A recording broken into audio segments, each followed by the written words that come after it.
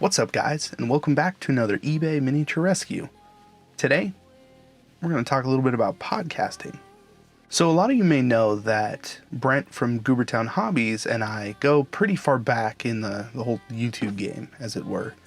Now, we found each other's channels pretty much when we were brand new and decided to kind of work together a little bit. We did our first collab together, which I'll throw up right here. And we've been talking about doing something else for quite some time. Now, we both kind of have this attitude towards painting where, we want to try new things. We want to show people new things and not be afraid of, failing and repeating and learning in this hobby. And we decided to essentially make the podcast about that. So the podcast is called Paint Bravely. And you can go to the YouTube channel. It's just Paint Bravely, the podcast. And that's going to have all of our episodes every other Monday on the opposite side of John and Scott's podcast from Miniac, Trapped Under Plastic.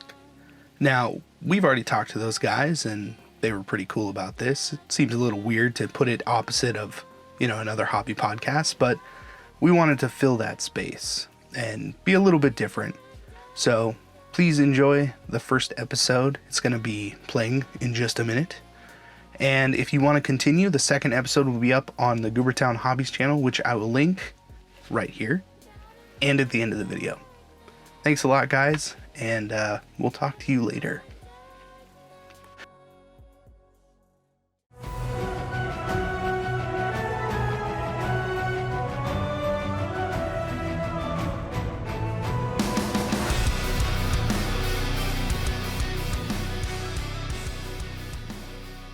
What's up, guys, and welcome to Paint Bravely. My name is Casey. And I'm Brent. And we are going to talk a little bit about painting, kind of get into who we are, what this podcast is all about, and kind of see where it takes us. Yeah, welcome to episode 1 here. Yeah. So, how are you doing today, Brent? I'm doing well. So, a little bit excited about starting this podcast here. What else is going on? I actually did some painting last night, so that's good. That's not an every night thing, but it's not good to get back into it. Yeah. Yeah. Unfortunately, no. Kind of goes in spurts. All right. But yeah, last night painted a dwarf. Felt pretty good about that. You using that dwarf for anything specific? Oh, you'll see.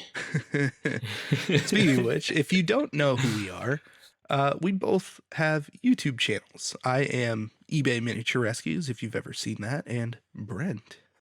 Goobertown Hobbies. The Goobs. Yes. Do you like that name? The Goobs, take it or leave it. Goobertown Hobbies I've become quite attached to. Goobertown, very much like those names.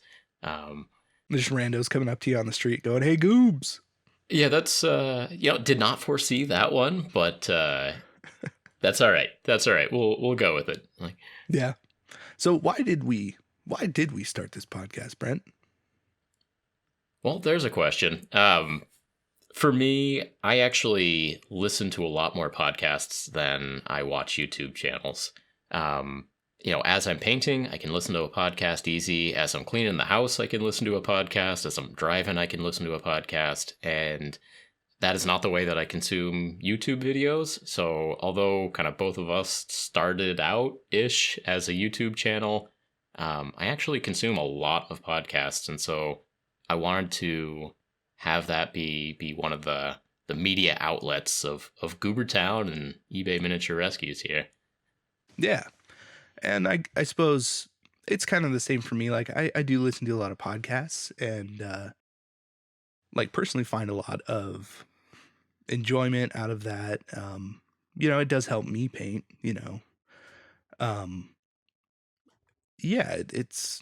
it's one of those things that kind of goes a lot with painting. A lot of people listen to audiobooks and, they'll throw something on TV while they paint. And, I think we both kind of wanted that to be really what this is. Like, finding that encouragement and, different things you can do in the hobby. And, like the namesake of this podcast is learning how to paint bravely and what that really means to us. Absolutely. So the way that I think both of us approach this hobby is more painting and hobby and, making than it is the gaming side of things. There are plenty of podcasts about, Warhammer gaming or other, tabletop games. Fewer podcasts about painting. And so we wanted to make a painting podcast that was really our voice, our mojo, and see where that goes. Our mojo, I like that. Yeah, it just came to me. Good, huh? Yeah. I like it. This is good. So why don't we get into, I guess, how did we meet and why are we doing this together? Because, I think a lot of people that have at least come from that YouTube side have seen us do quite a bit together. Yeah. But they don't really understand what's going on there. Right. So we found each other's channels. I think, to be fair, I found your channel first. You did. You reached out to me. Yep. Mm-hmm.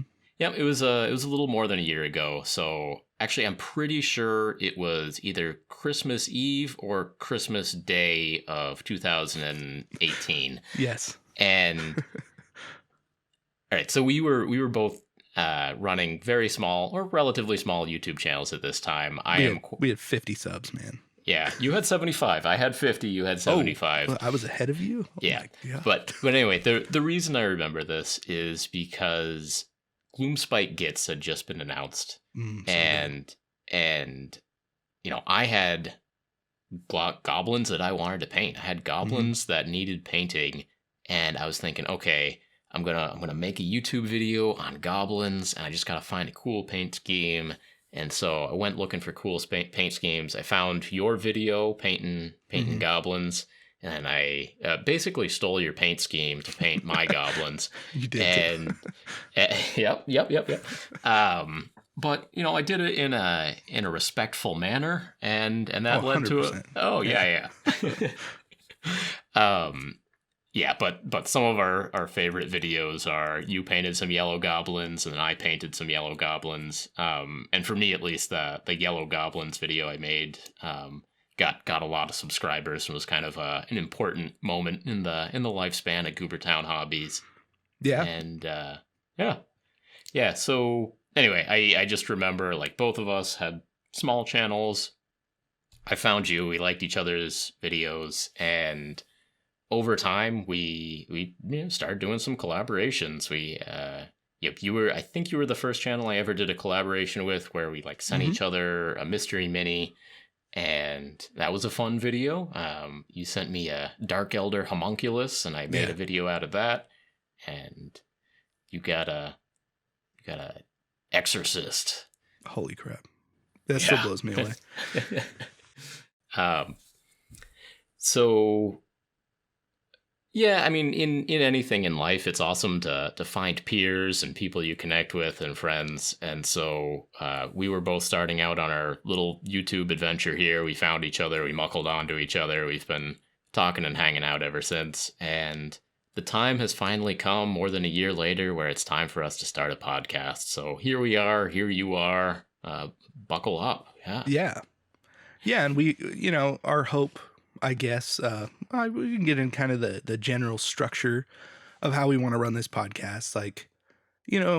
I'd say it's fairly traditional, but we want to touch on topics that might go a little bit deeper into the hobby and, into, again, that kind of painting bravely aspect of things. Like for this episode, we want to talk a little bit about what are some good hobbies out there and why do we choose miniature painting specifically over other hobbies. Right. So, Brett, do you do anything else besides miniature painting? And how does that compare to miniature painting? I do. Yeah. I've had many hobbies over my life. Some that have kind of phased out, some that I come back to over and over again. Thrift shopping. I love to go to the Goodwill and find a project, whether that's an old desk or table to refinish, or whether that's, I had a phase where I was really into old iMacs, where I wanted to turn an old lime green iMac into a planter, or actually I did turn it into a PC. I built a PC inside an old iMac. Inside of it? Yeah, it took me like a day to like clean out all of the really old hardware inside to like, Hmm. read the instructions for how to clip the cables on the old CRT monitor and stuff in there and just like, figure out how all this went together and just get a plastic shell of the iMac. And then I figured out how to use a tiny motherboard for a modern PC and to fit that in there and to get the fans, hard drive and everything all wired up. I found actually a touch screen, like 15-inch square monitor that basically fit the cutout for the iMac. I built that in there, and I got it all booted up, and it was running great. And I installed League of Legends on there. Another hobby, video games. We'll get to that, but Yeah. and then I sat down to play a game of my iMac PC pack G3 lime green monstrosity, and then I'm like, wait, I have no desire to play a game at like 800 by 600 resolution Right. anymore. This is awful. And then so that so some projects turn out great, some fail, but Yeah. so when sometimes when people ask me what my hobbies are, I'll say like I really like projects, which what does Projects. that mean? Yeah. But there's always like something that grabs my attention that okay, I'm gonna work on this, I'm gonna figure this out, I'm gonna build and make and restore and solve some problems and get some stupid idea that I have to work out reasonably well. Yeah. And sometimes they do, yeah.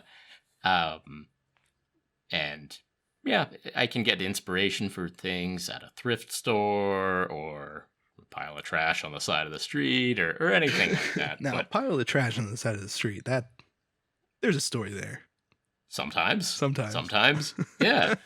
Um, I mean, I've furniture is something that I like actively look for on the side of the street. Right. And for all you listening at home, nothing with cushions. You don't want bed bugs. No, that sounds terrible. I've never had bed bugs, but like, don't you be taking things with cushions into your home. Right. That's not a good idea. But you find anything made out of hardwood, Hmm. well, you can do something with that. Yeah. So I've been I actually have a couple of like old futons in my basement right now. Just futons that were made out of hardwood, and they're completely busted in terms of like actually working as a futon. Yeah. But I still got a little supply a hardwood there. We'll do something with that, or you get a nice table or a desk, or who knows what you'll find. That's true. And of course, even most of the furniture you'll find on the side of the road is IKEA garbage.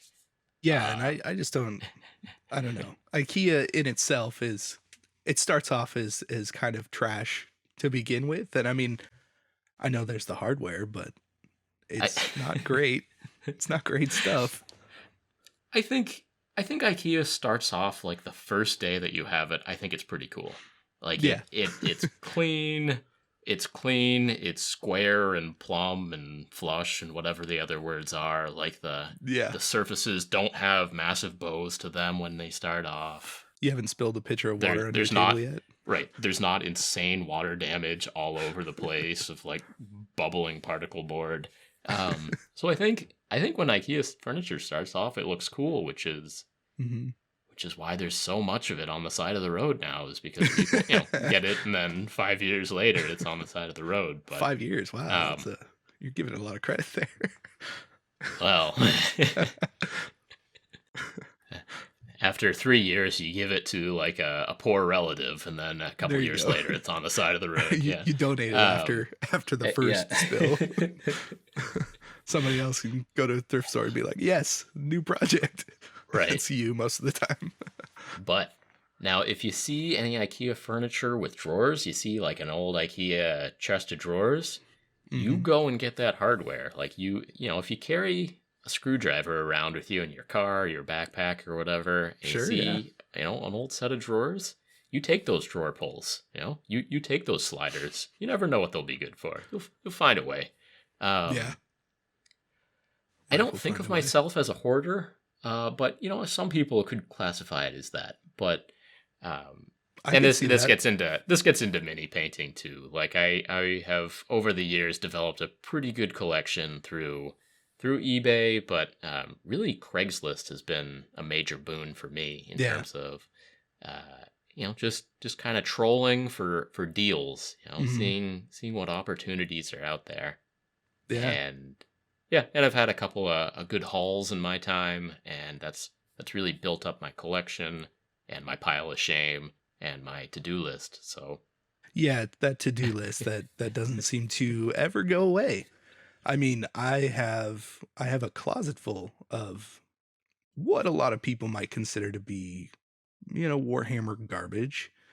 Obviously, you know, me being the eBay rescue guy, um, that's what I'm looking for. Cheap garbage that I can make into something new, that restoration aspect. And that certainly right. goes into thrift shopping, which we'll definitely have to have an episode on at some point because I enjoy a good thrift shop. Um, almost every weekend. Yeah. And we're gonna have to do that. Have Nice. you ever gone into a thrift store?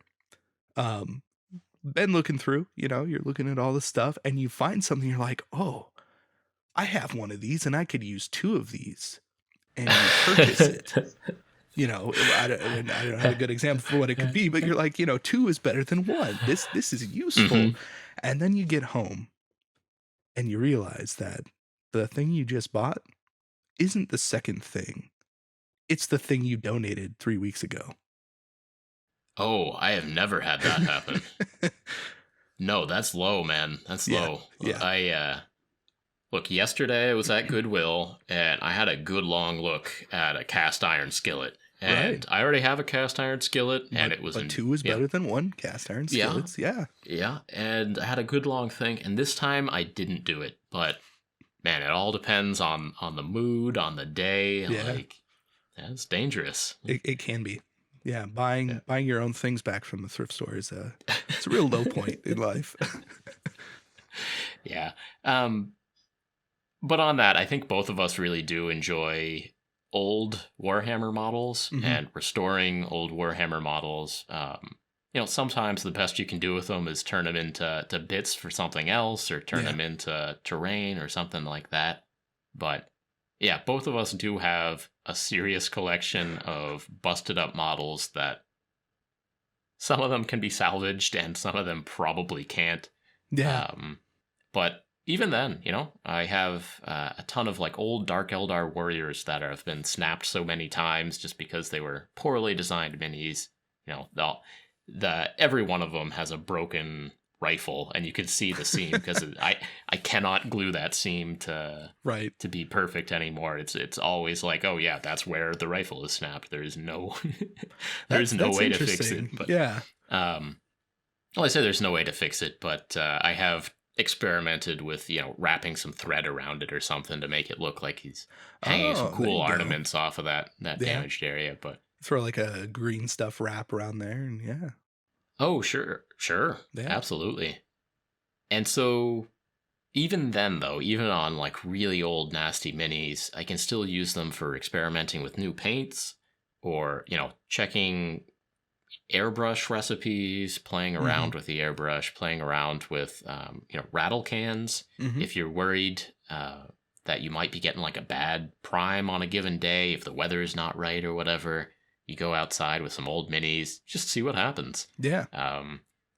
But anyway, so both of us, yeah, we're kind of hoarders when it comes to minis. That can be seen as a negative, but also I think both of us derive a lot of good out of that. Yeah, I think so. I think Yeah. that I think that we've both been able to use our piles of shame, as a lot of people like to call it, to make the hobby at least a little bit better of a place. And I do think that's a good place to be coming from. And I know we try and do that with our YouTube channels and hopefully we can come across in the same type of a way in this podcast. Yeah, Yeah. absolutely. So both of us, obviously, our hobby is painting minis, restoring minis, and having a YouTube channel. But what else do you do, Casey? Well, I mean there's a few things and I think this might be a good time to talk about what are some other good hobbies, and I guess I'll go first. Um, Playing music. I've been in a band for 12 years, 13, almost 15 years. Yeah. Playing music, collecting musical gear, um, doing all that kind of thing. It's a good release from, a lot of other things, kind of like miniature painting is, but it's on a different level. Like playing in front of people is a whole aspect, and learning complicated songs and that kind of thing. So that's a hobby that I've been doing, and I lightly call it a hobby, uh, only because for a long time it was like, this is going to be my job, Mm-hmm. and weirdly, it like we're still going, but miniature painting has kind of taken over in the last couple years. That And happens. Yeah, yeah, hobbies can kind of ebb and flow, and it's interesting to see which ones you keep coming back to and that really, make an impact on your life. And, some of them kind of fade out and maybe you'll never get back to them or it's going to be a long time. But right. for both of us, we've had different phases of mini painting in our lives, and that is something that we do keep coming back to. Hmm. Yeah, mini painting has always been the hobby that I've come back to. Yeah. Like, I started painting and playing Warhammer. Man, it was over 20 years ago now, which Yep, really, about the same for me. Yep, yeah. yep, yep, yep. And I took a long break in there, didn't paint Mm-hmm. a thing, and then tried to come back a few times, to varying degrees of success. Yeah. And then this last one kind of stuck, I think YouTube helped quite a bit with that, but yeah, I think mini painting is definitely one of those hobbies that it's okay to take a break in, because Mm-hmm. it's always going to be there, or at least it feels like it does. It is going to be there. I have definitely got that impression. I mean, as time goes by, the popularity of the hobby ebbs and wanes, and, right now it seems more popular than maybe it's ever been, which is cool. I think it Um, actually is, like, the yeah, at least for Games Workshop, I think they're on the highest point they've ever been on right now. yeah, and I think like D&D is doing really well right now Hmm. too. Obviously, there are 3D printing, and there's tons of independent and smaller companies with board games, and it does seem like we're in a golden age for minis and mini painting and all that, which is cool. Um, so yeah, as time goes on, the popularity of this hobby can change, which might kind of affect your experience with the hobby. Hmm. And of course, as time goes on, the minis that are being released change.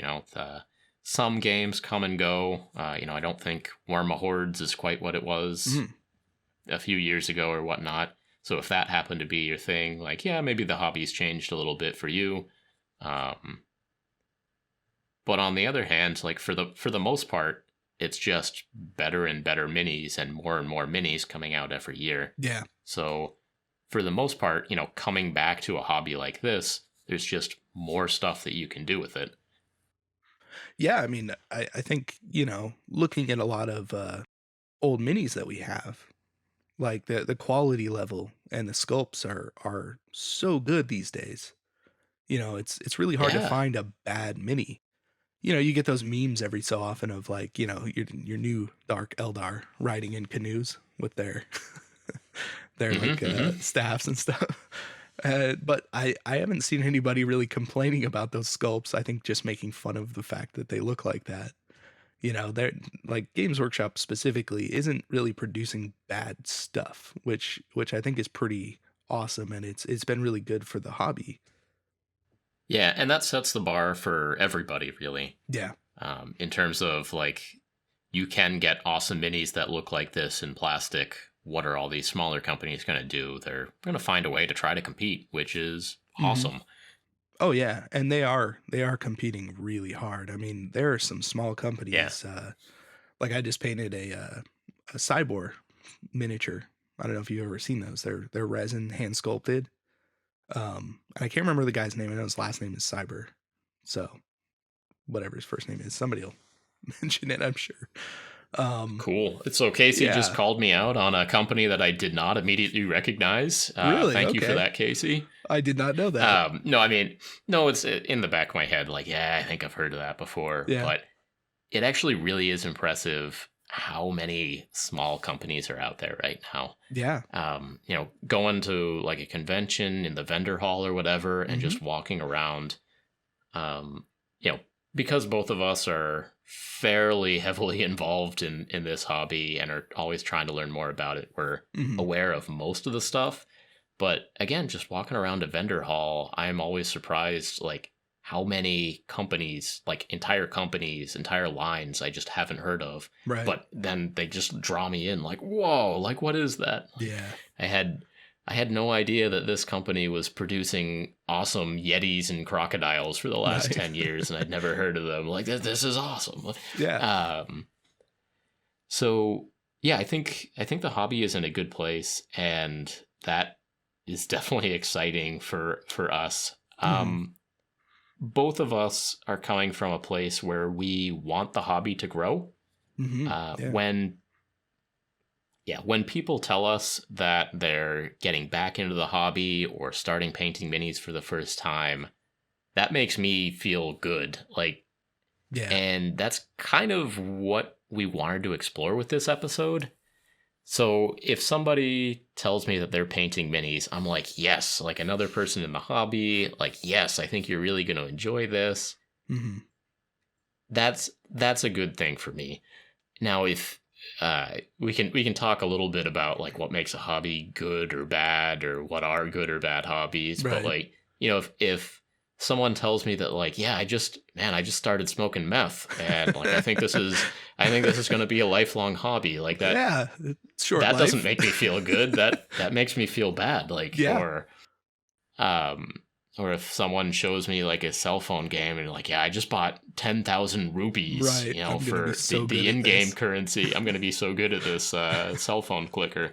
I'm not saying cell phone games are all terrible, but I mean, I put them as a lower quality hobby than mini painting for sure. I'd say so. Yeah. Like, yeah, if you're if you're on your cell phone, you're not getting anything accomplished. You might feel pretty good about yourself for a few minutes, but yeah, I can't see that going too far. That like a lifelong Candy Crusher over here. Yeah. No. No. Do you think if you're really at the top of the does Candy Crush have a ladder? See, I don't know. I assume maybe if I knew more maybe if I knew more about it, like I'd have some more respect for that kind of thing. But like maybe if you're at like, top 10 on one of the ladders for like a more popular game, maybe you start to see something good at. Maybe you start a YouTube channel and then it all works out well for you if you're I mean, I have seen that top with Candy Crusher. I don't know. Yeah. Okay. Yeah, like somebody will have a YouTube channel where they're building a thing and it's, but yeah, even then, like the monetary output to get to that point seems a little bit detrimental to your growth as a YouTuber. Sure. So obviously our opinions on this podcast are always subjective. 100%. Always partially ignorant, but we're going to try to keep an open mind. Like we're going to play devil's advocate. Like is playing Candy Crush every day really a bad thing? I'm going to land on it's probably not great. I'm going to land on it is probably better to paint minis every day. And that's what we're advocating think that's a fair for here. Assessment. Yeah, we are advocating. Yeah. We are advocators for this hobby. We like it when people come into this hobby. It's really awesome to see through our YouTube channels when people leave a comment and say, I've been watching this and you've really inspired me to get back into this thing that, I used to love or I've never tried before. And they find a lot of joy in that. And, it does make us feel good. And it might be for selfish reasons. We want to see this hobby grow so that, what we're doing is kind of given more validity, I suppose. And, having new people to talk to and like it feels good. So Yeah. that's kind of a selfish part of it. There are no mixed feelings when somebody tells me that they're starting to paint minis. Yeah. Somebody tells me that they're installing Boom Beach on their phone. Like, there's some mixed feelings there, you know? Like, Yeah. But painting minis, and it's a good hobby. We advocate for it. And there is that kind of selfish reason to want people into the hobby. Exactly, yeah. You can be selfish and say, I want more people in this hobby so that it's more socially acceptable, Mm-hmm. 2, more people to talk to. Also, you've got things like you have more customers buying from companies, so there's going to be more companies selling minis, more lines of minis, more game shops. So from my point of view, growing the hobby is always a good thing. Yeah. Yeah, and I mean, I like seeing the newness from people, that the sparkle in the eye kind of thing. It is a satisfying thing, and when it comes down to it, I think that we both feel like, because it's really not a bad hobby to get into, right? Like, it is super enjoyable, and there are a lot of benefits to doing it over things like, smoking meth. Right. And yeah, in the society that we live in, most people are on this routine of 8-ish hours of sleep, 8 hours of work, a couple hours going back and forth between work and eating, and then you got, at the end of the day, or maybe the very beginning of the day, you have 1 or 2 hours to do what you want to do. See your friends, see your family, Mm-hmm. spend a little time, alone on a solo pursuit, doing what you want to do. And so that's kind of what a hobby is. What do you do with that couple hours of actually free time that you have during a day? What do you choose to do with that time? And it's limited and it's precious. And, hopefully what you're choosing to do, relaxes you and centers you. Gives you a sense of fulfillment, makes it seem like all the rest of the stuff that you do is worthwhile. Yeah. And that's essentially what a hobby is. There are all kinds of ways that you could spend your time, all kinds of hobbies that you could have. Why do we consider this one to be one of the worthwhile activities? Why? Yeah. So let's run down a list then of, just for the sake of doing it, pros of mini painting as a use of time, and then kind of contrast that with some of the cons, because obviously every hobby has its cons.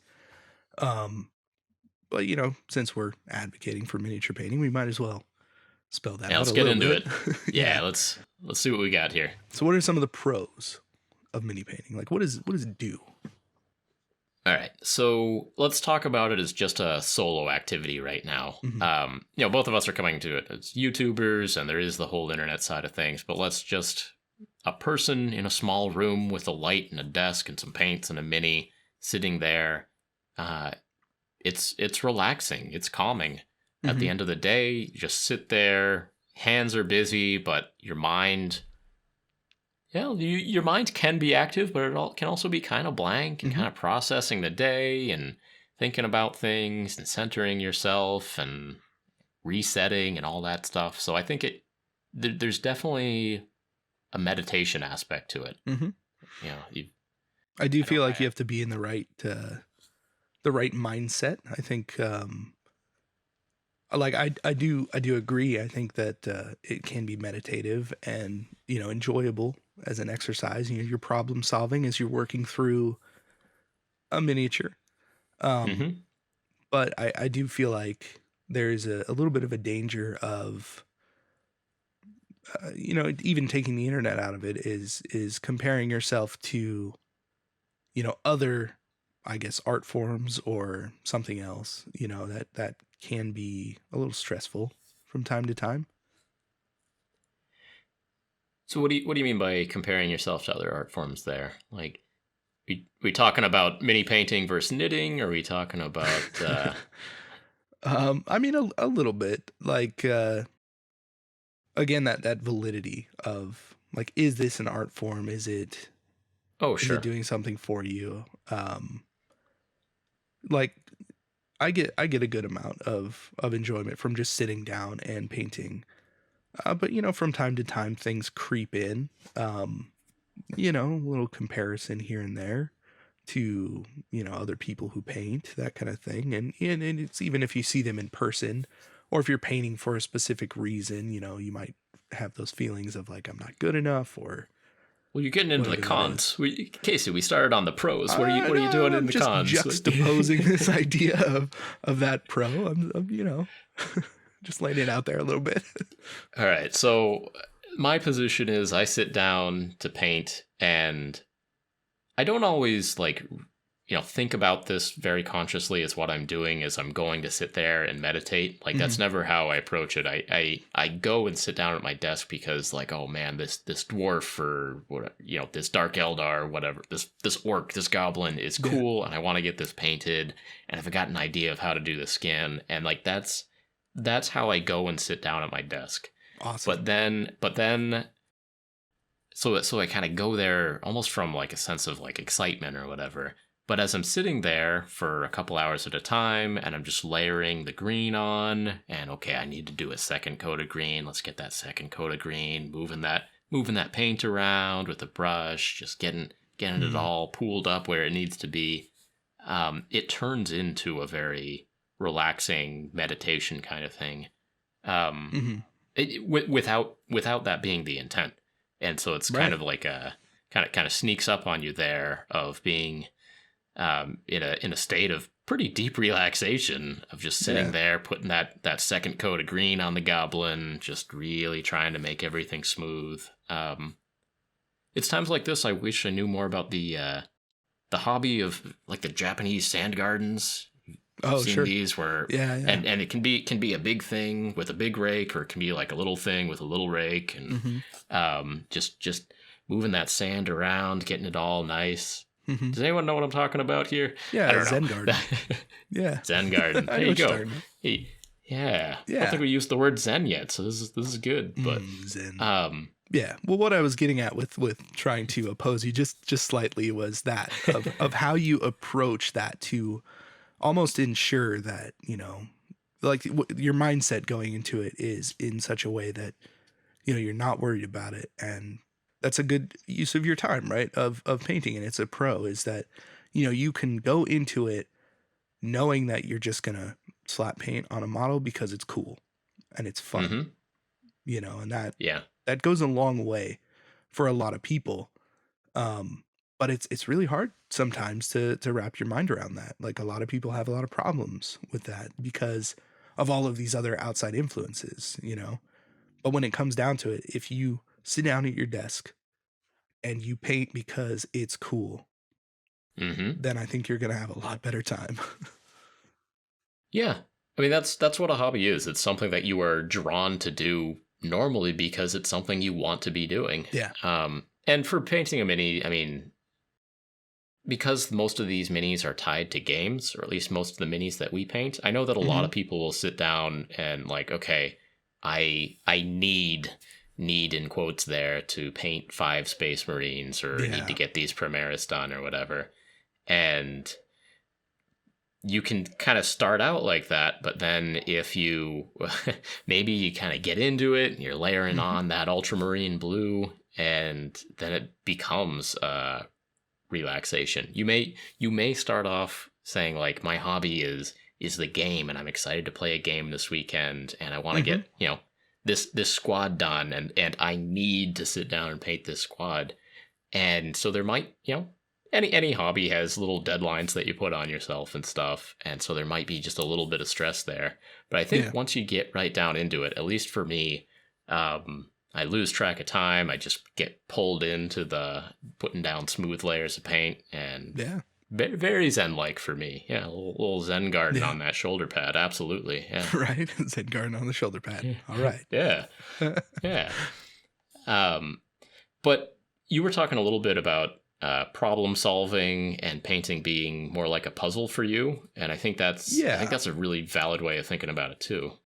Yeah. Like when I sit down, you know, when I sit down to paint, it's kind of like, okay, what problem am I going to solve today? Like I want to like entertain my brain, and feel Mm-hmm. like I'm getting something done. And that's always been a big motivation for me. I mean, I did start off playing, the game. Like I started a long time ago with Warhammer. So my intent when I sat down was to paint things to get ready for a game. And that did make me paint, and it was still fun, especially starting out. But Mm-hmm. in more recent years, it's been okay. I want to paint for, Age of Sigmar. And it's slowly transitioned into just painting for the sake of painting because I found that I enjoyed that more. But yeah, like there's a lot of problem solving that goes into that, It's picking the color scheme that you want. If you don't want it Yeah. to look like the box, which, most people start off with just painting the box and Mm-hmm. find that, well, the heavy metal painters are much better than I am. So I'm going to steer away from that a little bit and, try and find my own voice, right? Um, so yeah, picking a color scheme, laying down base coats, and then kind of figuring out, okay, well, what kind of paint mixes can I make, and just experiment, figure out what color is going to work best for this, what shade is going to work best for this over here. What color are those plasma coils going to be? Should it be Mm-hmm. a contrasting color, or should it be this other kind of color? So I find a lot of enjoyment in just figuring those things out, like making those little minor decisions. Like it makes me feel good, right, about Yeah. myself. And at the end of the day, if I have a finished mini, like, yeah, it feels pretty good.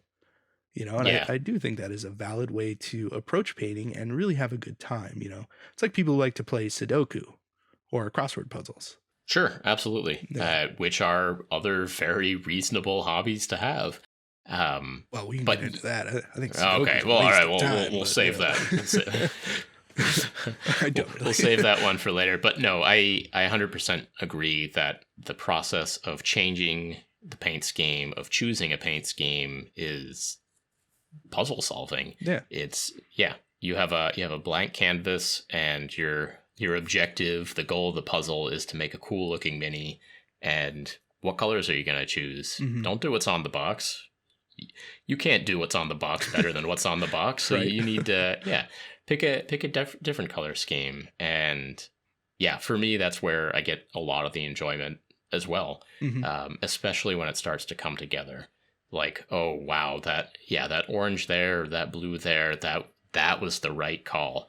And here's where, some of the progression and satisfaction as a craft, as an art, as a craft, whatever you want to call it, come in, of starting to get an instinct for what colors are going to look good together, and starting to be able to really plan deeply of, okay, I'm going to undercoat this with black and do a white zenithal highlight, and then starting to really solve the puzzle of how to make this look cool, how to get color transitions, or just cool color combos or whatnot, get the composition looking cool.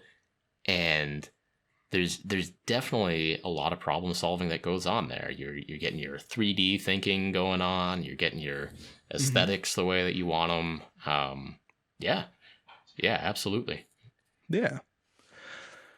All right. Well, those are some pretty good pros, I think. Yeah, you can be sitting there thinking hard and solving problems and achieving, or you can be sitting there just sitting there, zen. Yeah. Yes. Or some blend of the two, or going back and forth between them.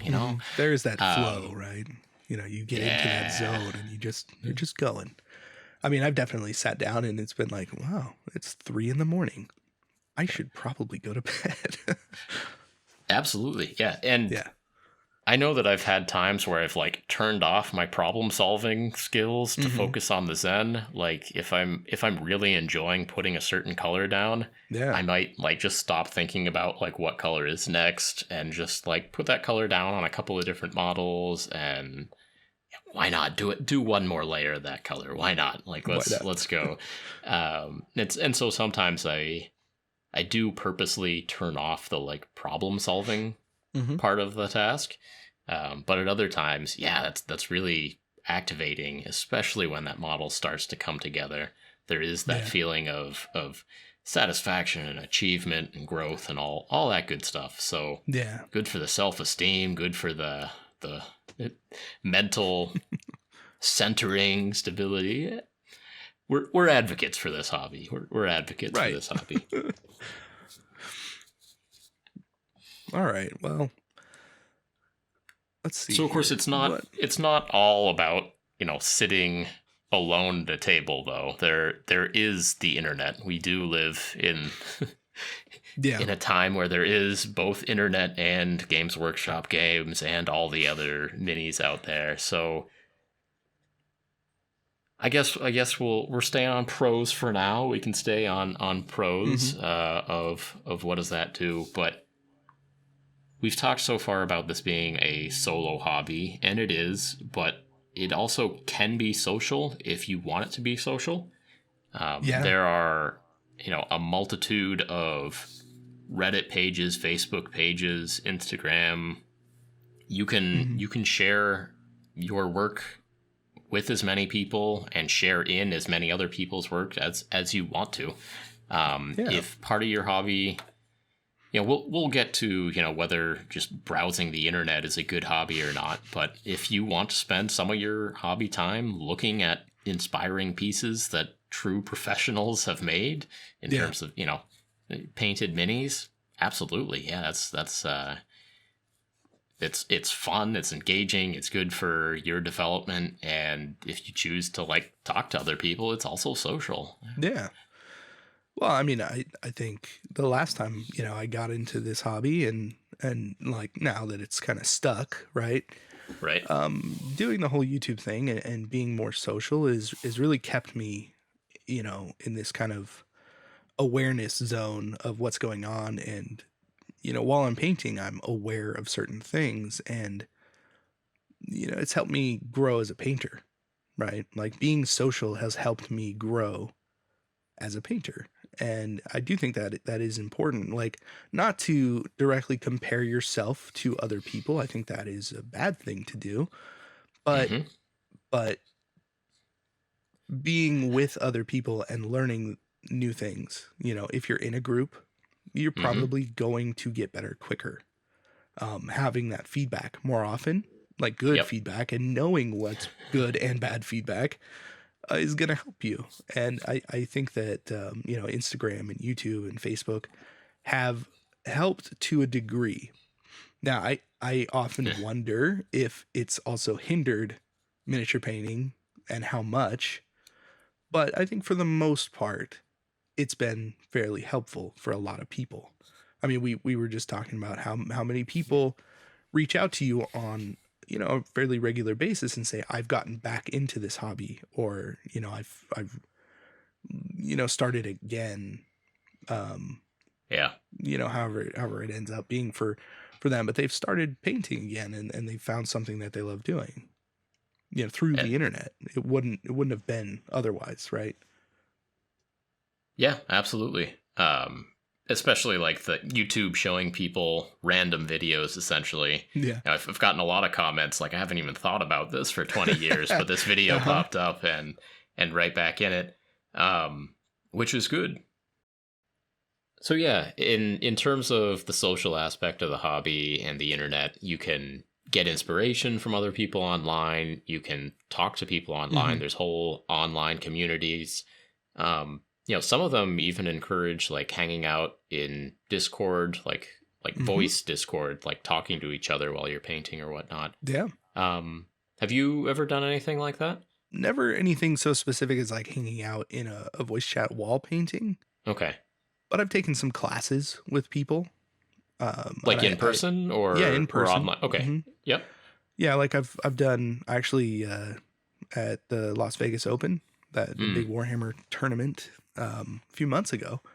I hung out with Peachy for like 4 hours. Peachy of Warhammer Community. He did a 4-hour class? No. Tell me about this. No. So, okay. LVO was, it was fun, right? I'm just going to leave that right there just hanging.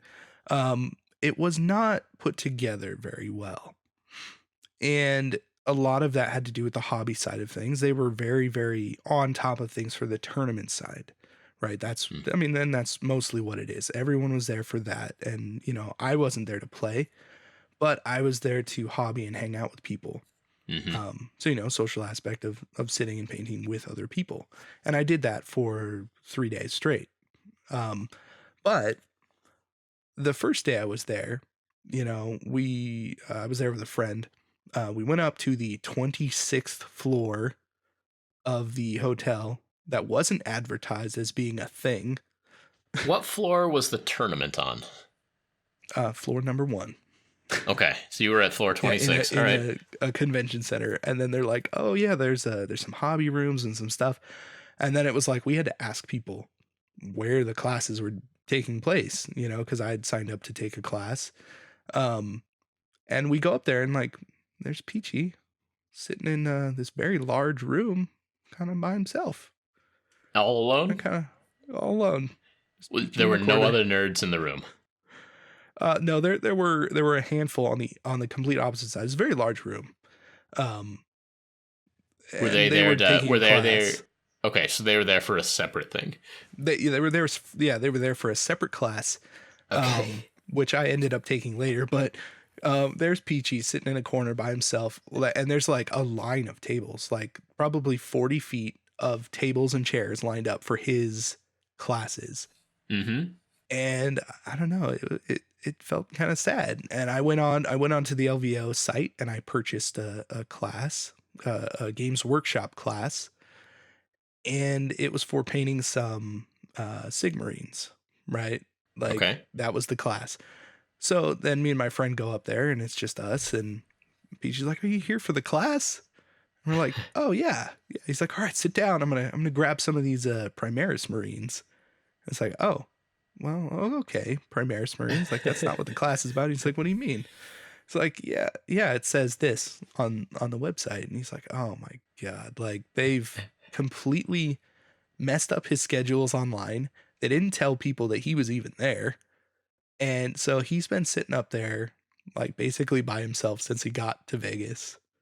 So yeah, we sat down with him and chatted for about 4 hours.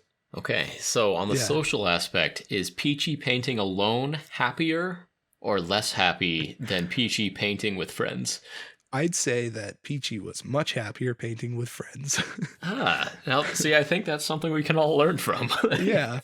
Yeah, I felt so bad for him. He even offered us some of his nice British candy. Oh, that's sweet. Yeah. No, it was pretty awesome though. Like it was weird, to sit down and just hang out with him for a while. But, we started painting through our not Sigmarines. They were Primaris Marines because apparently that class was, for a different day.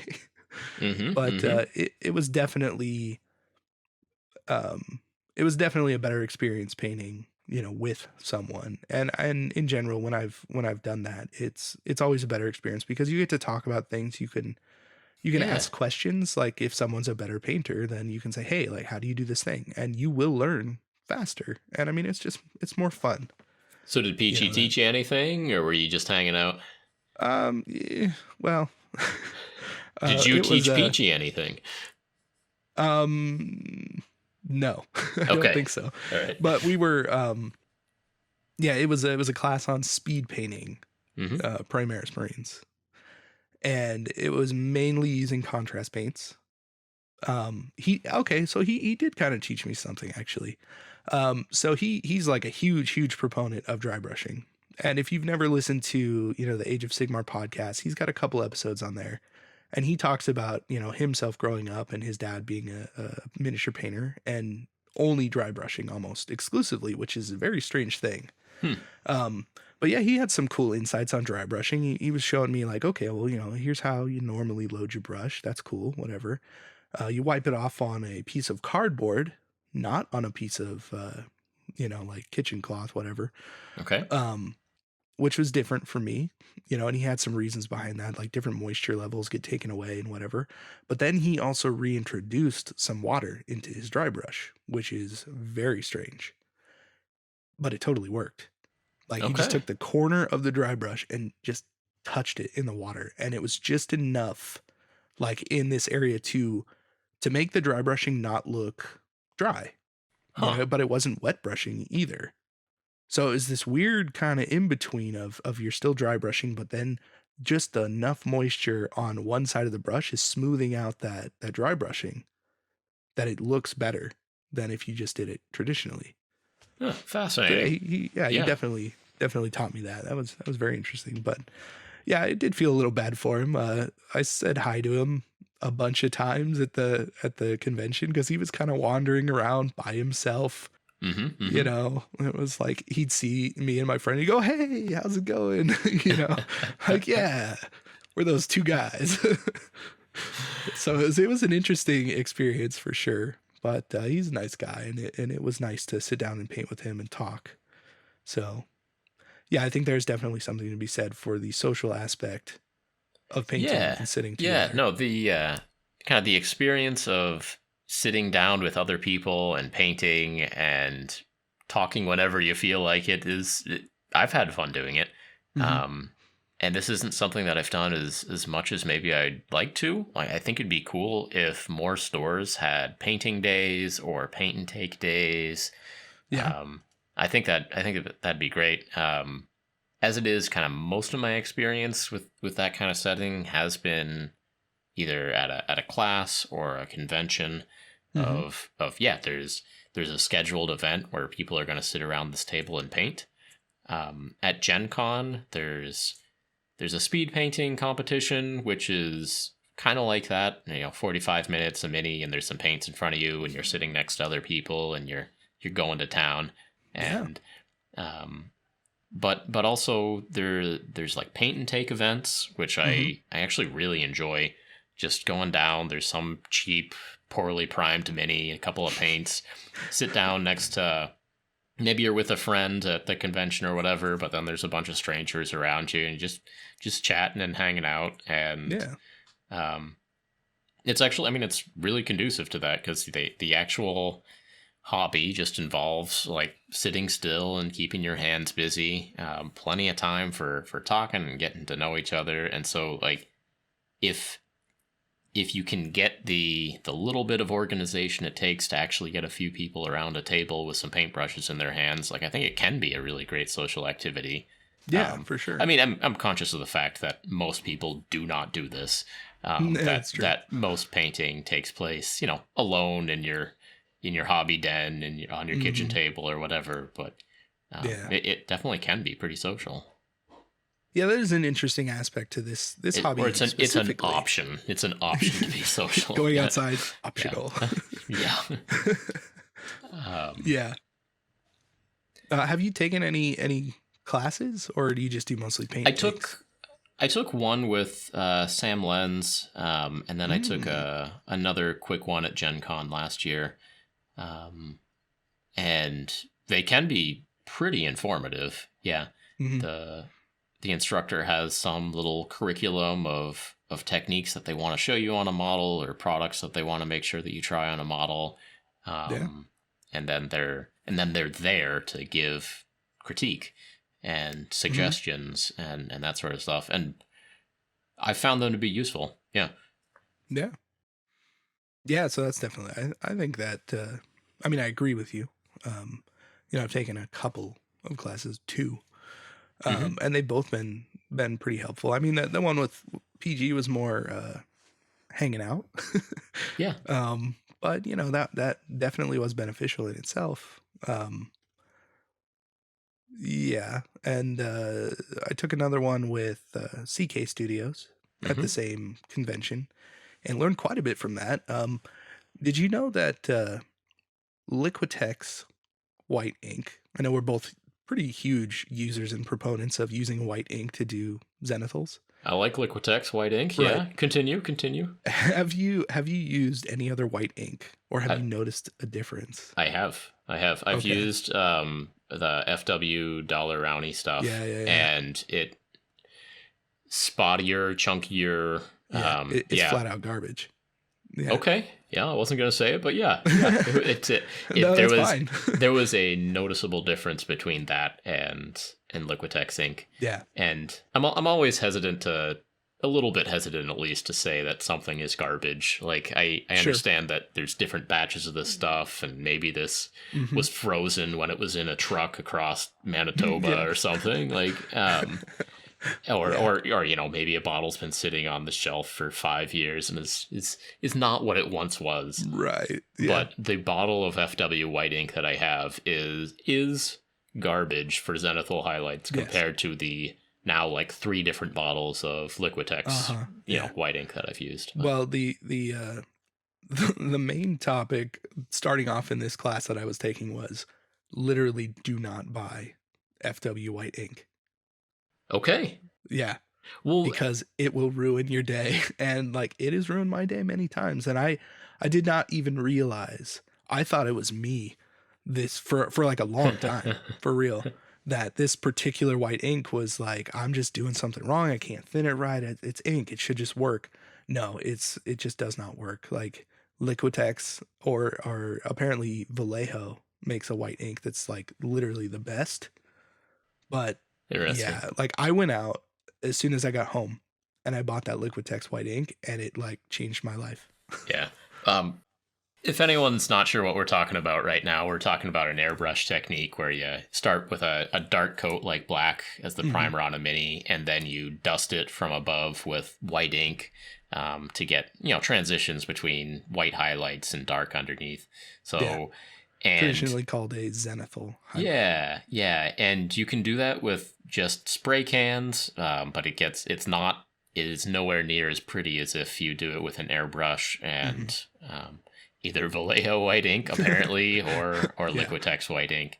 But yeah, I've found that you load up your airbrush with Liquitex white ink and you just do some gentle mistings over the top, and you get a really awesome kind of black and white mini that someday I will find a use for, just not even doing anything else to the mini, just having it be black and white like that. Someday the situation will arise. Yeah. I've definitely thought about doing that, like taking an entire army, going through it and just doing that and going, yes, like this is an awesome like grayscale army, you know, because it does look really cool. Like it has a very distinct look to it.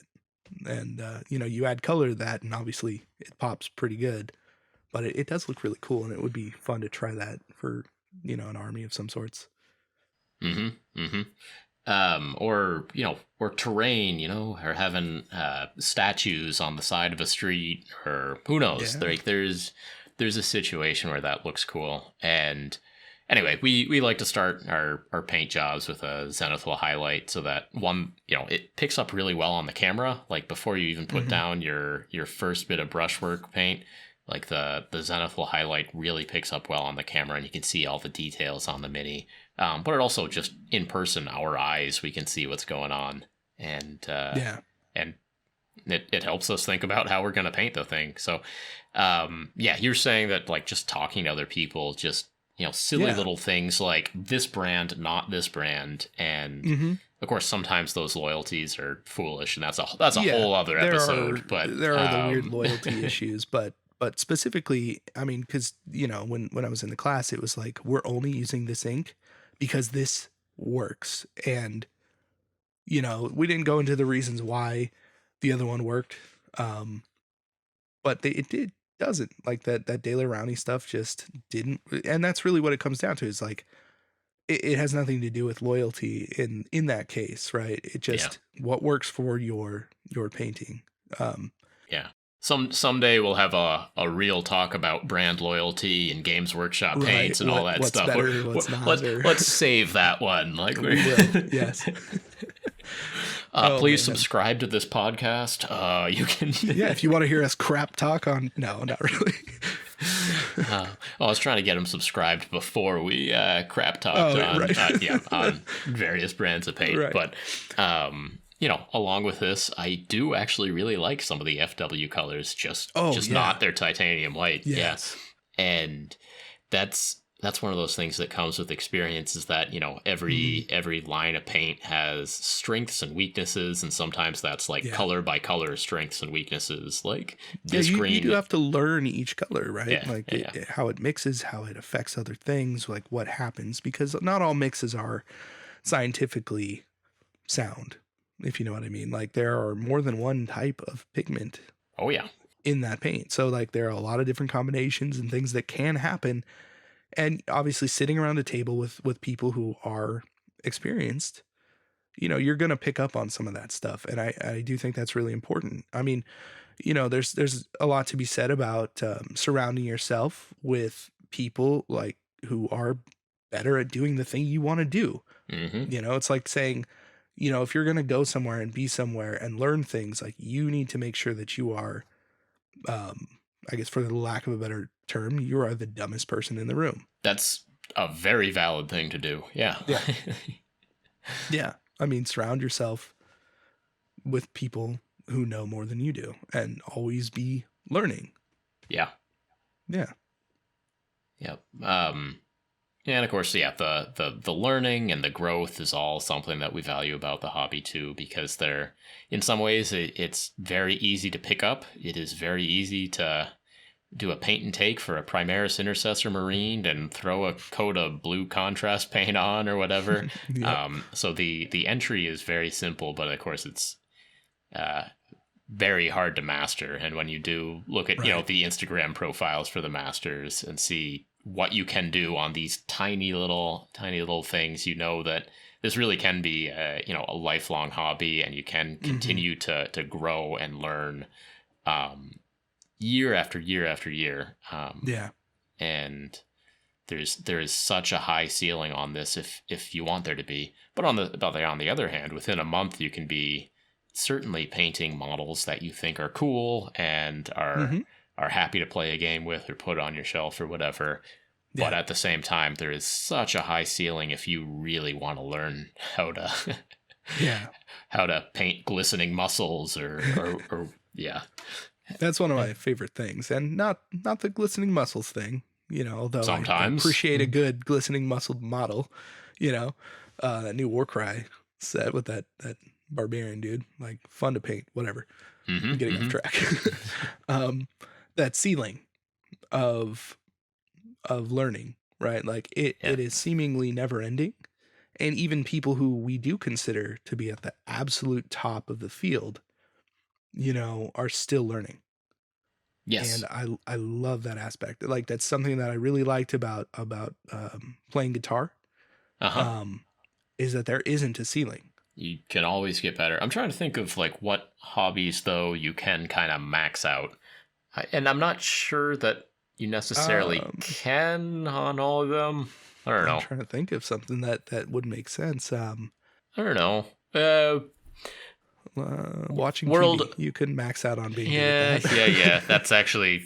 That's a good point. I kind of have that scribbled down as like maybe not a great hobby is watching TV. What are some bad hobbies then? You want to jump into it? Yeah, we can. Yeah, might as well talk about some other hobbies. So, you know, we were talking about a hobby is what you do with your like 1 or maybe 2 hours of free time during a day, and there are good uses and bad uses of that, medium uses. I like to think about it as, you know, kind of all the different aspects of health. Like, is it social health, mental health, financial health, physical, you know, is it doing anything good for you? And so painting, we talked about being relaxing. It can be social if you want it to be. You know, there are ways to paint in a financially responsible way where painting is keeping you from spending money on other things. Like, and so painting can be pretty good in terms of health and hobbies and stuff. But if you're just thinking about like, what do most people do with that extra hour or two? I think just on average, most people watch TV with their free time. And, you know, maybe that's Netflix or whatever it happens to be, cable news or Netflix or who knows. But I think probably the most popular pastime for winding down at the end of the day is watching an hour or 2 or 4 of TV. And on the whole, I think that is a bad use of time. Unless I would agree. Yeah. There's caveats there. Yeah. So, some movies and TV shows I think are socially useful to watch. I don't watch sports, but I think it would actually be good for my health to at least watch the Super Bowl every year, so that the next day at work or whatever, when someone's talking about did you see the big game? Right. Just the ability to. John, I didn't. I never do. You know this. You know this. That is a valid way to go. Right. Just tell him to. Yeah. But. Oh man. Star Wars, Lord of the Rings, Game of Thrones, while we're on nerd things, and then plus the Marvel movies, if we are living in kind of a nerd social realm, there are some things that you are expected to see because people will constantly be making references to them.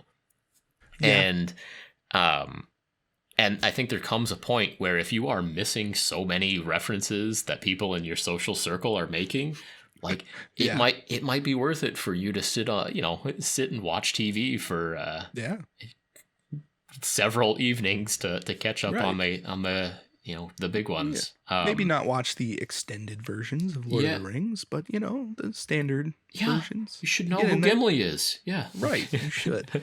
When some store clerk walks by you with a bunch of carts and yells at you, "You shall not pass." You should probably know why. Yeah, that he's not being mean. He's being fun. And he's not being as weird as you think he is, maybe. Exactly. You're the weirdo in this situation. You're the weirdo. So I actually think that, at least to a degree, it's okay for everyone to have watching TV as part of their hobby. Part of. Yes. Yeah. And sometimes you can multitask that. Mm-hmm. Sometimes you can't. If you're not listening to this podcast on YouTube or Apple or any other podcast areas, then you can definitely throw on some Netflix and paint. Right. And of course, then there's the question of, can you multitask painting and watching TV? And I think it very much depends on what that TV is. Mm-hmm. A sitcom or something like that, especially if you've already seen it before, absolutely can be on in the background as noise. Right. No, kind of having that mental picture going. Yeah. Rather than actually having to look at it. Because you know what's going on. The audio is enough to keep you going on what Jim and Pam are up to on The Office there, Same old garbage. Right. But again, I don't advocate for you to sit down with a beer at the end of the day and do nothing else except watch The Office for the 10th time. Right. I mean, hey, do it if that's what makes you happy. Do it. But if we are trying to semi-objectively, mostly subjectively rank hobbies here, I don't think that's a great use of your time. I mean, I like The Office. I've probably watched it 3 times, but 2.5 of those times were definitely not actually looking at the screen. Right. Yeah. And that is a good time. Just while you're doing something else. Yep. Reruns of most English-speaking TV shows you could probably do that with. Yeah. Can't watch Narcos while you're painting. Cannot watch Narcos while you're painting. I've been trying recently, and my Spanish just isn't good enough. They're headed to the bathroom, I think. I wonder if I spent just years listening to Narcos, if I'd get there.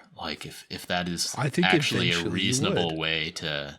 So I took a little bit of Spanish in school, but I still need those subtitles. I very much need those subtitles. Yeah. Yeah. Oh. It's an interesting experiment, though. I mean, so maybe for the next year, you just put on Narcos. Mm-hmm, you don't look at it.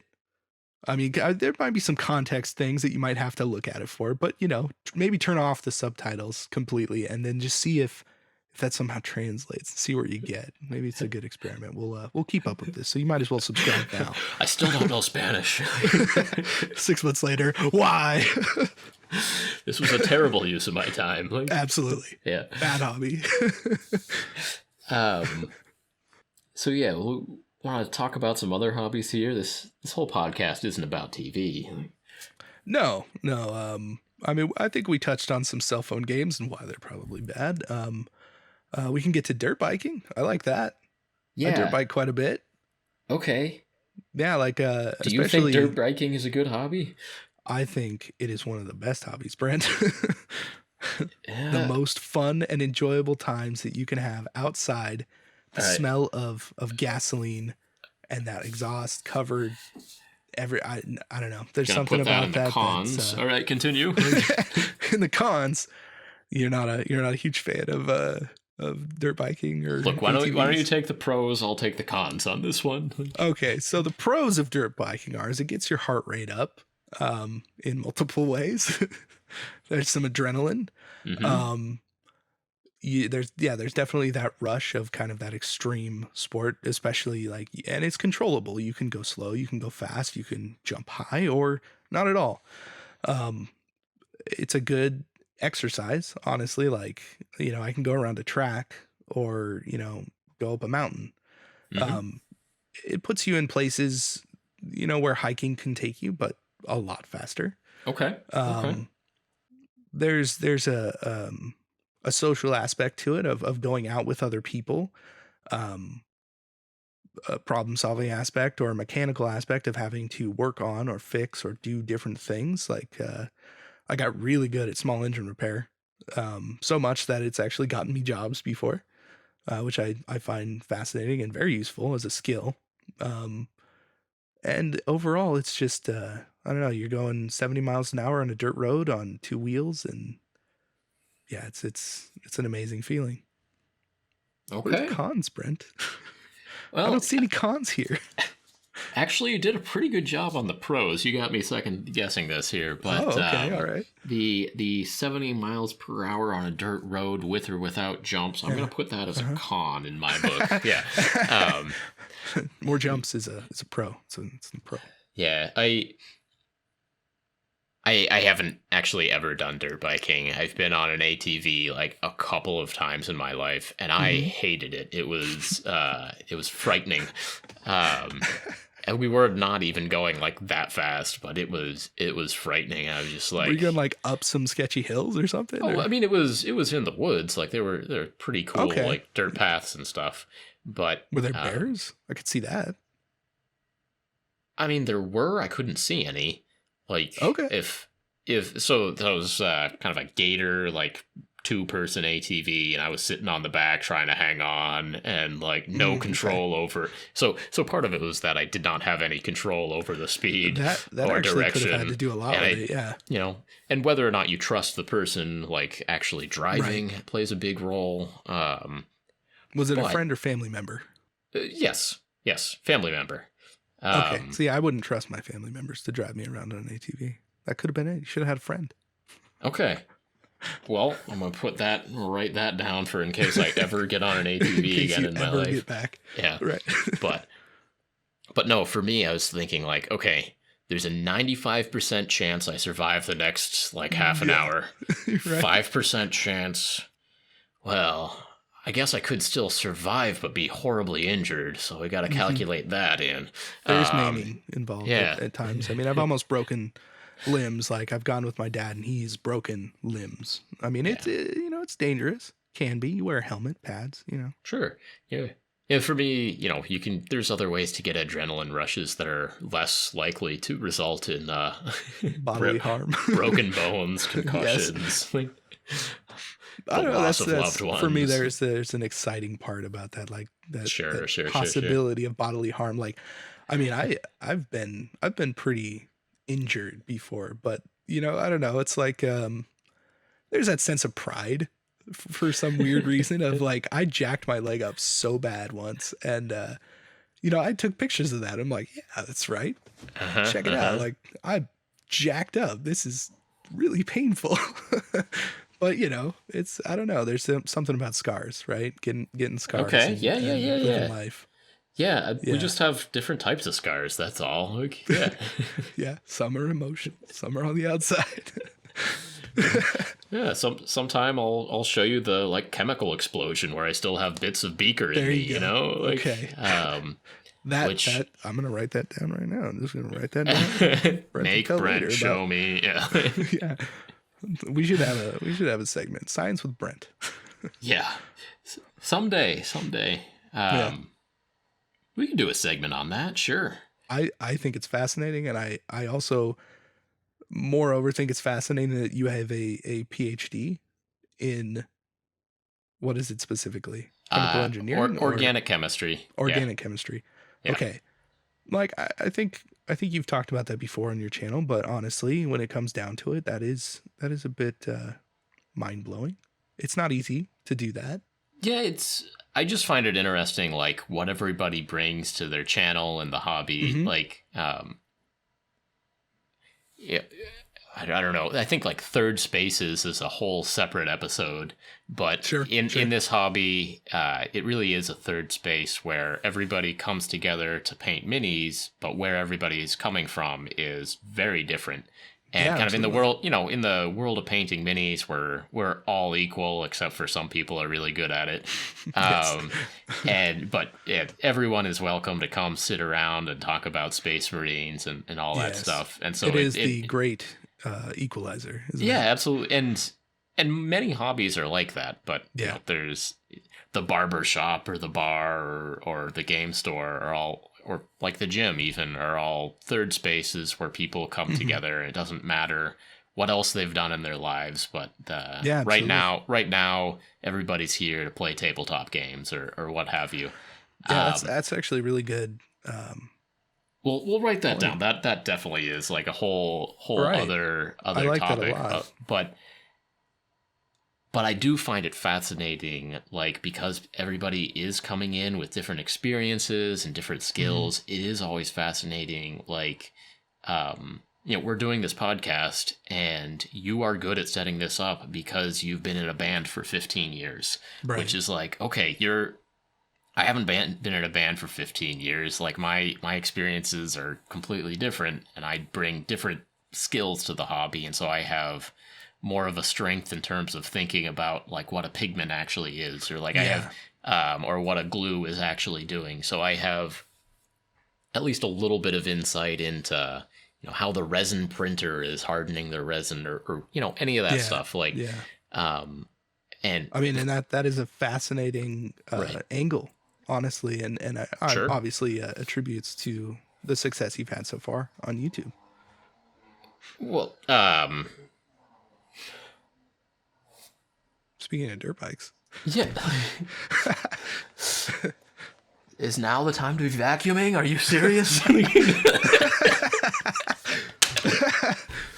We talked about this. oh, that's amazing. So, yeah, this idea of the hobby being a third space I think it's definitely a whole podcast episode all on its own. Mhm. But, if you go to a game store and you play a game with somebody, likely the person you're playing with spent their week doing something very different than what you spent your week doing. Yeah. Different professions, different walks of life. But there, everybody all is like talking about whether or not Magnus did anything wrong. Right. It gives you a lot of commonality, and it's really great to bring people together like that. Yeah. And I think many hobbies do the same thing as acting as that third space, bringing tons of different people together. But it's great that the hobby does do that. Lets us talk with each other, find common interests, and then you do get someone whose job is a woodworker, and they can teach you about, like, I don't know, the good sandpaper or how to make a plinth for your minis or Yes. whatever. Yeah. And you get you get somebody who's a software engineer who figures out how to make a cool app to, I don't know, keep track of the score or whatever they Right, yeah. whatever your profession is or your other hobbies or your other interests, absolutely there are ways to make them useful in this hobby, because there really are a lot of facets to this hobby other than just the act of putting paint down on a mini. Yeah. if you do have a prior experience in the field of art or whatever, yeah, absolutely, that's a leg up. But it's not all about that. There are all kinds of different Right. problem solving and hand skills and social skills can be involved in this hobby, and it's kind of cool the way it all comes together sometimes. So, yes, this can be a social hobby. Absolutely, you can spend your time sitting alone in a zen-like state before bed, but there is absolutely the outlet for this to be social. Yeah, and I think having that social interaction and having the hobby be that equalizer between, walks of life, like you said. Mm-hmm. I mean, I suppose it's a personal belief. I don't know if you share this, but doing life with other people, like living your life with other people, and not necessarily having them be people that like all the same things that you do, it creates, a sense of community and well-roundedness in a person. You can go to someone who sees something completely differently from you and, bond over, a board game, essentially. Like, we're playing these tabletop games, and, we might have different opinions about different things, but, you see people for being people and not their opinions, on the internet or political views or whatever it is. I mean, Yeah. I think that makes a big difference in having a fulfilled life.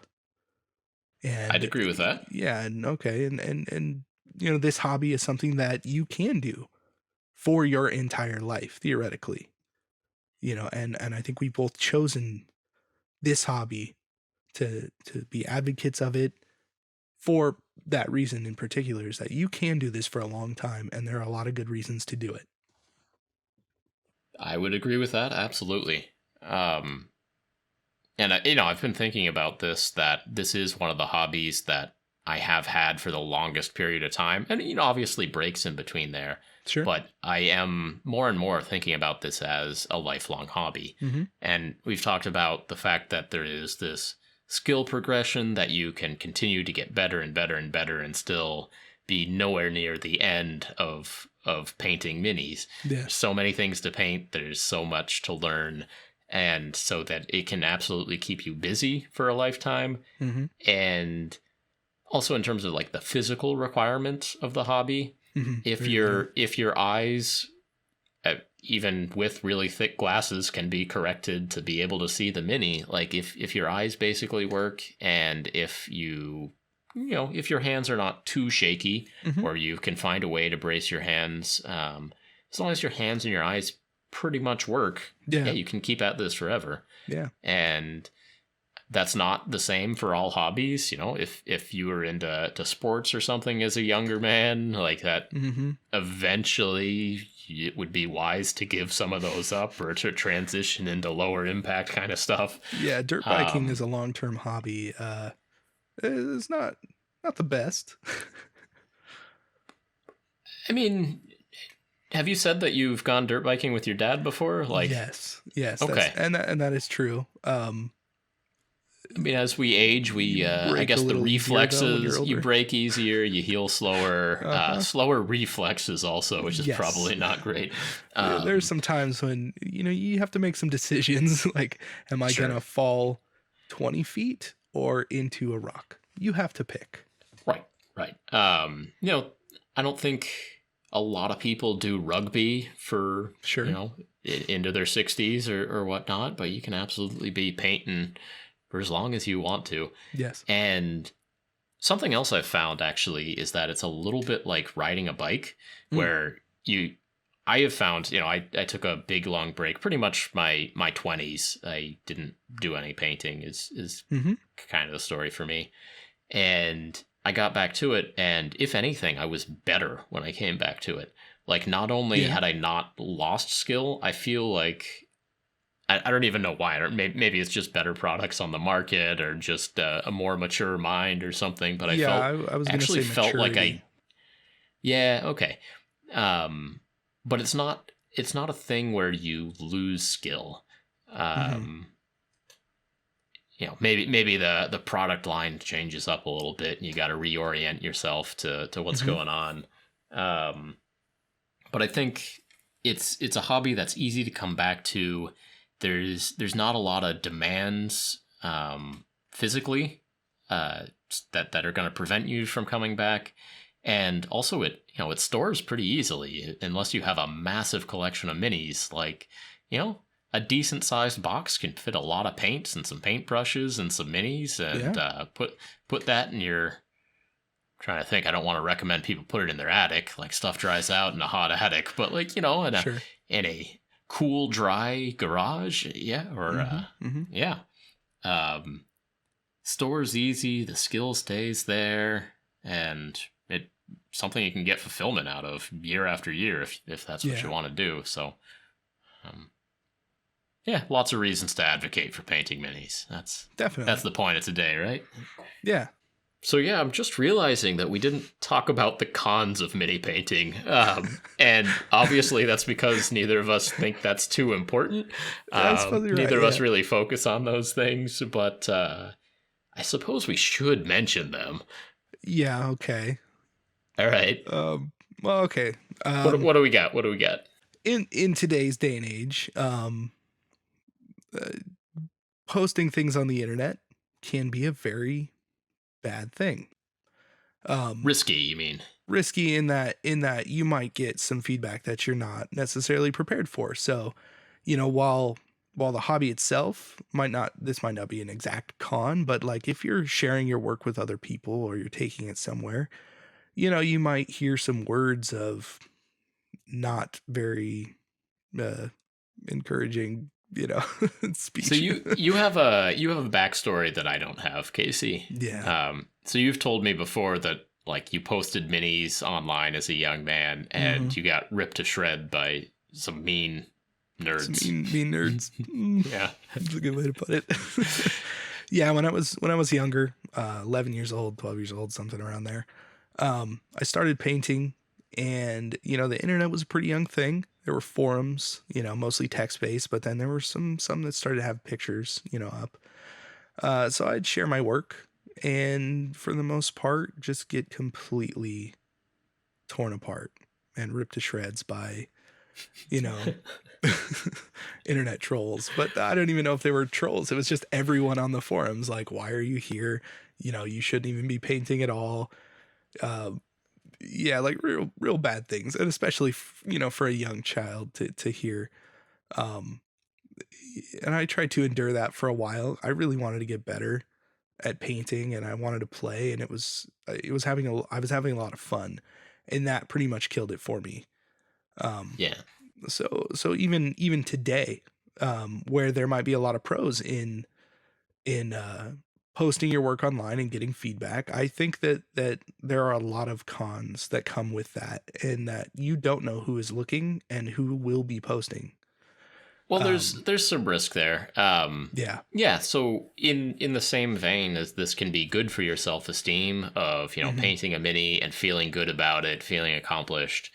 There is the risk that either someone will tell you that it's terrible, or you realize for yourself that it's terrible, or come to that conclusion. Yeah.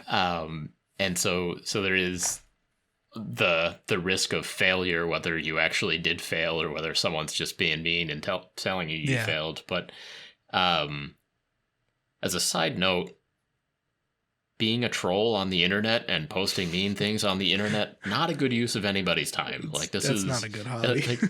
That is not a good hobby. Like, it's not good for you. It's not good for anyone reading what you write. Like, don't do it. Don't do it. Don't have stupid arguments on the internet. Don't be mean on the internet. Every time, man. Like when people are arguing with complete strangers, like especially people I know, it's like, what are you doing? What are you doing? Like, you're not going to change their mind. Like, why? Impossible. Yeah. This is a bad idea. It's a bad pastime. Yeah. So I guess there can be some feel bads if you are trying to paint the Space Marine on the box and it looks like nothing like the Space Marine on the box, and then you go to the internet for validation and people tell you that this looks so much worse than the Space Marine on the box. So I mean, that's, this kind of frustration can be true in any hobby. And any hobby can have trolls telling you that you're worthless and wasting your time and all that. So yeah. Don't worry about it, Casey. Chin up. Like those. Oh, yeah, it only took 20 years. I'm way past that. I don't cry after reading YouTube comments at all. Okay, so one con is internet strangers can tell you're terrible and you can quit the hobby for 20 years is a potential con. Okay. Yeah. And I mean, obviously, like, I was young, right? And not really understanding a lot of things about life. Like, that's gonna really not be good for you. Yeah, we weren't used to what an internet troll was at that point. Absolutely. Yeah, this was like pre Y2K. Okay. Okay. Yeah. All right, I forgive you for. You forgive me. You. Yeah. Where were you in 1999? It wasn't me. Yeah. Casey, I was that internet nerd. Oh, wouldn't that be something? Wait a second. That'd be amazing. Yeah, so let's see. What else? Do you have anything to say about like the coolness or the social acceptability of painting goblins versus dirt biking? Like I would say that one of those factor. like yeah, if you go into a random bar in America and someone says like, "Hey, what'd you do today?" and one Casey says, "I went dirt biking," and the other Casey says, "I painted some Gloomspite Gits for my Age of Sigmar army." What's that? It's kind of like, well, do you know what Dungeons and Dragons is? No. It's like that. So are there any social cons? I mean, obviously it depends on where you're going, right? If you're at a hobby shop, then no, there aren't any. But if you're at a bar, I mean, honestly, I think it comes down to how interesting can you be while talking about it? Because even right now, like, I can go dirt biking, sure, and I can tell someone that, and like in the area that I live in, people go, okay, that's cool, like you see it all the time. But if I tell someone, okay, like I got a haircut right the other day. Oh yeah, not a bar, but the barber. Yeah, the barber yes. making conversation with you. Yeah, yes. this is the situation. I was telling them like, because they're asking, oh, so what do you do and all this stuff, and I'm like, well, I paint toy soldiers for the internet, and that's almost always my go-to. And then it's like, excuse me, and it's like interest level is peaked, right? So 2% chance they say cases. Like 2% chance they say Warhammer, or the 98% chance very you get that response. Chance. Yes, exactly. No, I had no idea what it was, but was very interested, and I do think that there is an interest level there that when you say it a specific way, like if you have that pre-planned script in your head, like it can be something that people really like weirdly admire. And maybe that's coming from having a YouTube channel more than actually painting. But I mean, I don't start with necessarily like, oh yeah, I'm on YouTube, and they go, oh, what is it, like box openings? Like, no, I paint soldiers, No, it's like, sometimes I do box openings. Yeah, occasionally, yes, I do actually. No, I like that. Like, if you just go at it with the right attitude and have that confidence to tell the barber or the person at the bar or whatever. Yeah, the barber's a great example, by the way. I love that. It is one of my favorite things to tell people, because inevitably, a conversation starter is, what do you do for a living? Yeah, exactly. So coming at it like I'm waiting for someone to ask, because I just want to see the look on their face. Gotta have that prepared. Yeah.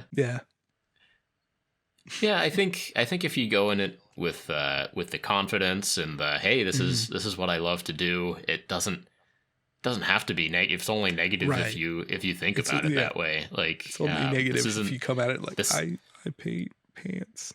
Yeah, this isn't high school unless you literally are in high school right now. And even then, like, have confidence in what you're doing, and I think that gets over the nerd stigma. And Mhm. I think, again, part of this is maturity and our age and our stage in life, but partially it Mhm. is like the world changing. Like this stuff is not as closeted as it used to be. Like, Yeah, absolutely. uh, yeah. Avengers, the last one, what is it, Endgame, is, I think it just got to number one, like on the All movie time chart. movie ever. All time movie ever. Yeah. I think it just passed Avatar. Okay. Yeah. See, that's a movie I haven't seen yet and should for socially important reasons. Yeah, Yeah.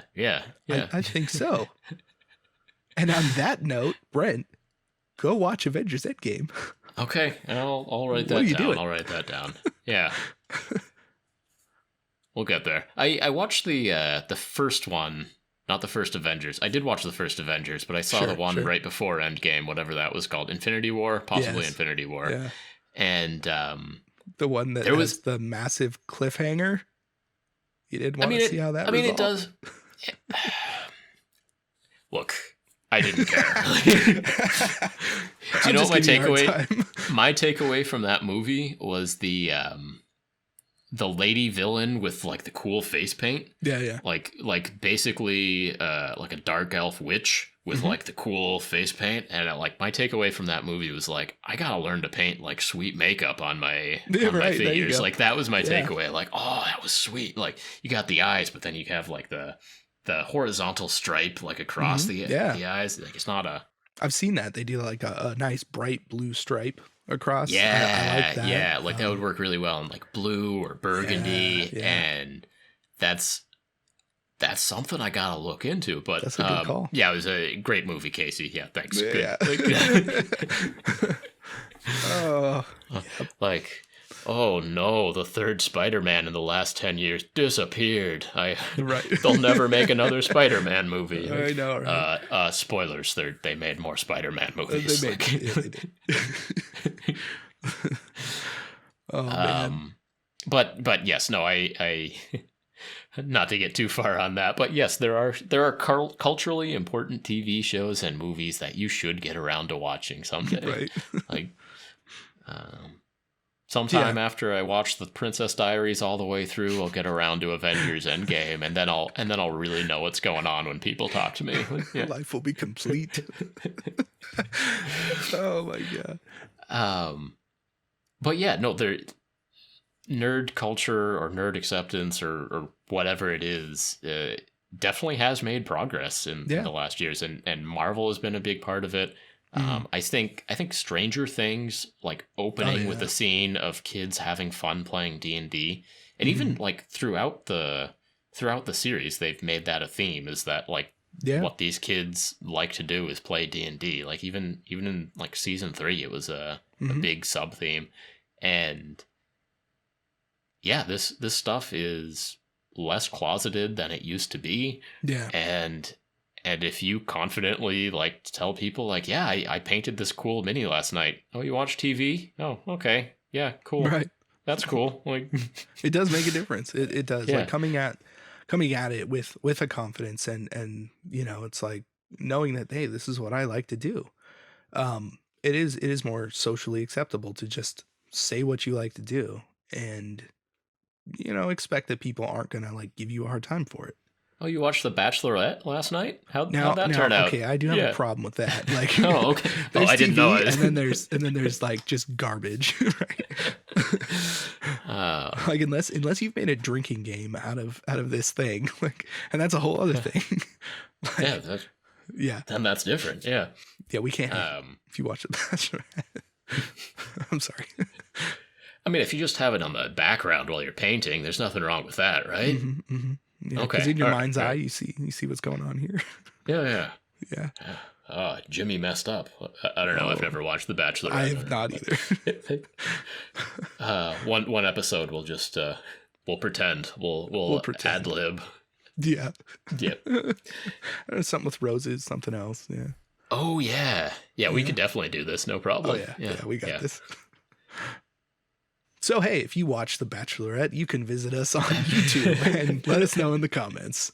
Yeah, so like I said, I love having podcasts in my ears while I'm working. But this is going to be available both on YouTube, Paint Bravely the podcast YouTube channel. Yep.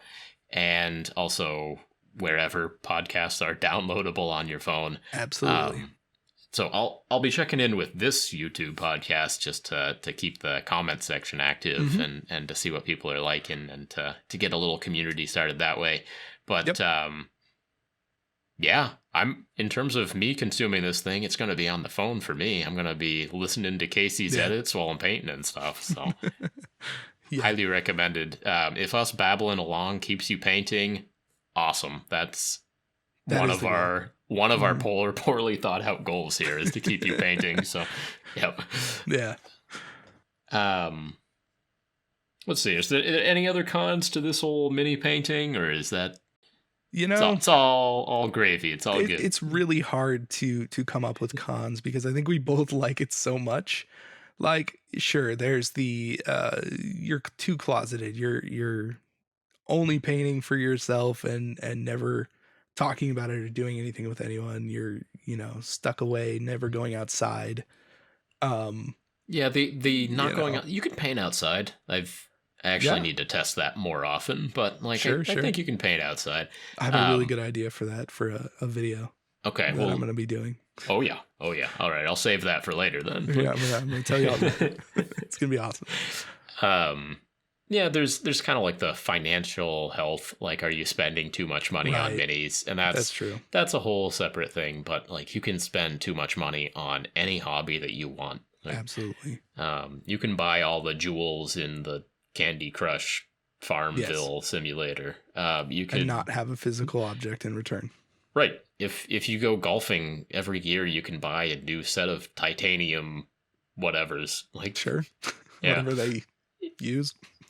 Yeah, I don't know if dirt bikes are expensive, but I assume they cost money. Although like anything you can get on eBay, you can find it for cheaper. Yes. I mean, I pop that bit in the ultrasonic cleaner and 100% spark plug in the ultrasonic cleaner. All good. That works, right? Does that work? I have no idea. Okay. I would never do that. That seems dangerous. What's the worst that happens? Your engine doesn't start? Yeah, I mean, you could go spend another $250 on a new spark plug, I guess. Okay, all right. Usually use a sandblaster to get that carbon off. Yeah, a little bit. LA's totally awesome. Can't fix everything, or can it? Yeah. I guess you're sitting down. Most people paint sitting down, and maybe there's a posture and there are some posture issues. Yeah, it's not time spent being active, but if you're doing it kind of end of the day, getting close to bedtime, it's not a bad thing to be a little bit sedentary there. Just winding down at the end of the day. So, okay. So painting minis, no cons, entirely pros. 0 cons. Yep. I think we agree. Okay. All right. Well, thank you for joining us on the first episode of Paint Bravely. If you enjoyed this podcast, please help us out by leaving us a review on iTunes, subscribing to the YouTube channel, and sharing this message with your hobby friends. We always appreciate you for listening. We will talk to you hopefully every other Monday is the goal. Every other Monday. Be awesome. There. Well, I've been Casey. I'm Brent. And we will see you every other Monday. Thanks for listening.